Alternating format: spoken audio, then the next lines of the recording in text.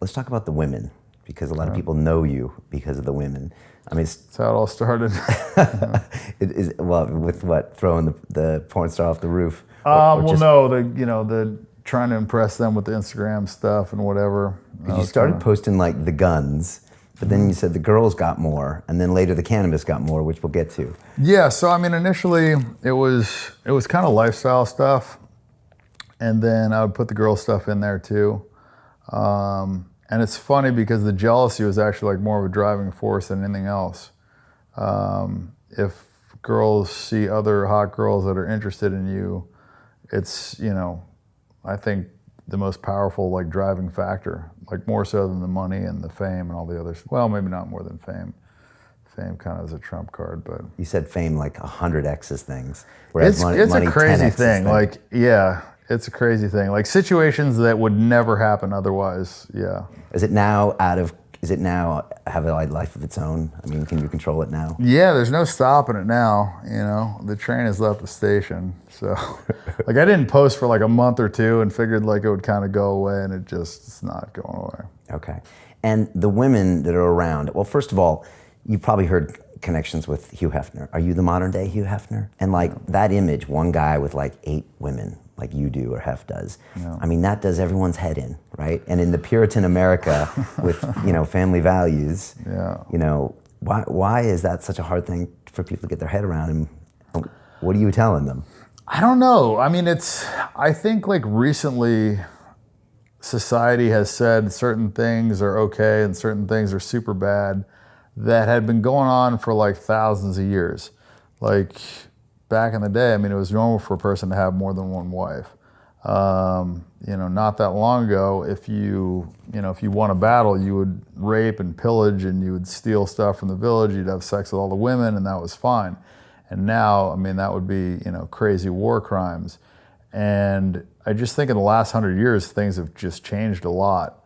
But I think it's more normal than people lead on. I mean, if you look at, in the animal kingdom, I mean, there's one stud animal that has sex with, most of the, females. And I think in our society, it's actually, that is actually what happens. It's just not necessarily broadcasted as much. It's not kind of put out there.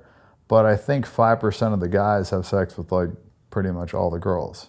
So I think it's been happening, and I think it happens like that. I just think, before social media, I don't think it was as public, and I also think it's a little bit counterproductive to post about it, because I think a lot of these guys, would do it a little bit more on the slick.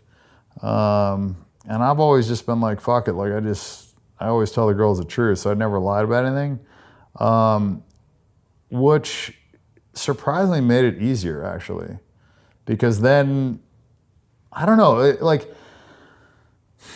if you ask me, or let's say if I asked my girl, like a girl that I was dating, like, hey, how many guys do you have sex with last week? And she told me I had sex with 6 guys last week. I'd know she was telling me the truth, right? Because like no girl would like lie in that direction, Or if I said, how many guys have you had sex with your whole life? And she told me, 537. Like I would know she's telling me the truth. So I think when these girls ask me questions and I tell them answers that they, normally wouldn't want to hear, it builds trust. So it's like a strange thing. But it's, it's a little counterintuitive. And why do they stay? Why do they stay? I think different reasons. Some of them want to be famous. Some of them are having fun. Some of them genuinely like me. Some of them just enjoy the lifestyle. Some of them are there for the adventure. Some of them are there because they're not supposed to be there. A lot of them come because they've broken up with a boyfriend and want to piss him off. That's like the number one, I think. But yes, a lot of different reasons, I would say. How does one get to your house? As a guy or a girl? As a girl. Like as a girl, it's kind of tough. Like I don't really, they got to know somebody, or, sometimes the DMs work. We've got a lot of photographers that work for us. So maybe through that. But it's easier now. Like, I think back in the day, if a girl wanted to get in touch with a celebrity, it was kind of difficult. Like, she had to know somebody, or her manager had to set that up. But now they can just go straight to the source and just DM them. And it's true for me too. Like, I actually watched this show Iron Cowboy the other day. This guy did 50 Ironman triathlons in 50 days in 50 states. I don't know if did you see that? No, I didn't. Wow. Yeah, I mean, it was like this crazy thing. And I watched this documentary and I was like, holy shit, like that's insane. Like, this guy, did 50 fucking Ironman triathlons in 50 days in 50 states. And like, the previous record was 30 in a year, which was set by him. So to do 50 consecutive ones was just like absurd. And I ended up DMing the guy and I was like, oh, like, super impressed. Like, it actually like motivated me to start doing more cardio again. And then the guy hit me back and, we started talking. It was just like, it's just kind of like crazy to have that access, like you could watch a movie and, hit somebody up or, tons of famous people, like I could just immediately connect with them. And so that is one of the, interesting things about social media is that it gives girls access. So they can, if they want to hook up with these celebrities, they can now. So a lot of the girls will just, DM me and it'll, happen pretty seamlessly. Are you always looking for more girls, or is it like a cap, or do you have too many? It's money and girls, like a black hole. There's just never, I feel like there's never enough. Like you just never feel like you have enough money. You never feel like you've hooked up with enough girls. I don't know, it's a weird thing. And that's still the case today? Yeah, I mean, I'm a little overloaded right now, but I feel like you're still like, I don't know. I mean, every girl's different, so it's always a different experience, Would you say you're addicted to sex? Yeah. And you've known that for a while? I think I've like come to terms with it recently. Maybe in the last like 3 years. Okay. Yeah. And you found a way, like a functional addict, right? I was a functional alcoholic for many years, so. Well, it's a weird addiction because it's one that like I feel like a lot of guys would have, but they just can't. It's like, I feel like most guys, it's weird. Almost all guys I feel like don't have as much sex as they would want. Like, and that goes for like even the 5%, I think. Yeah, I think that's why they watch you, right? Well, I'm saying like even the 5% of guys that are having sex with all the girls, like even the super famous guys, like they're still like, in fact, like a lot of those guys chase as much as the guy at the bar that has sex once a year. So, and strange thing. What are your thoughts on marriage?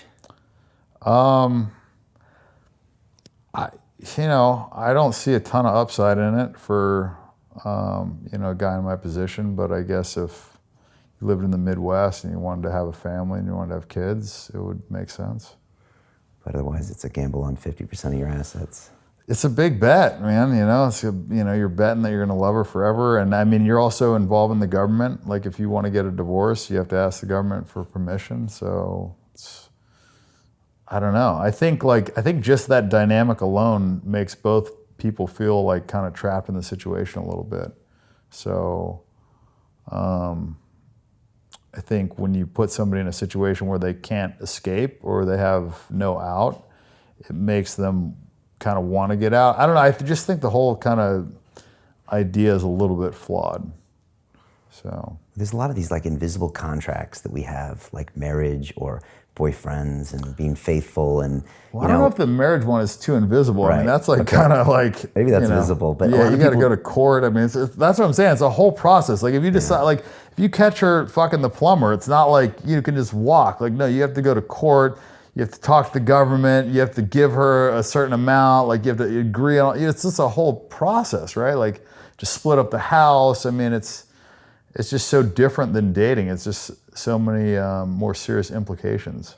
And you said even before that some people are just in relationships and they stay in them because they just, don't have better options and they're just trying to be nice. You've done your research. Yeah. No, I think... but you kind of blow through all of those. I think it was laziness. I think that's probably one of the... If I were to say the main reason people stay in relationships, I think it's laziness. Because I think there's a decent amount of them that are unhappy or that would be happy with somebody else, but they're kind of, you know, they're afraid of the unknown, or they're comfortable, or whatever. They just don't want to go out and, you know, find somebody better or find somebody more compatible. And so they just get, you know, stuck in the routine. I think that's what happens to a lot of people in their lives. They just get stuck in a routine, and then they wake up one day and they're 40 and they've been doing the same fucking thing every day. And they look at my Instagram and say, oh shit, you know, here's a guy that's doing something different all the time. He's, you know, he's living outside the box, experiencing something new. He's having sex with different girls. He's traveling different places. You know, who knows what he's going to do next?